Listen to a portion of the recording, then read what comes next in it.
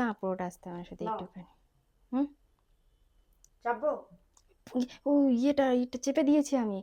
আওয়াজ আসছে, দরজাটা বন্ধ করো। হুম।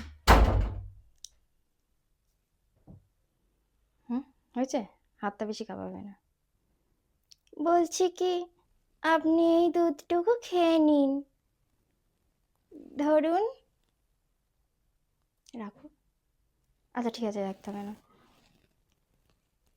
খাবেন না? ও,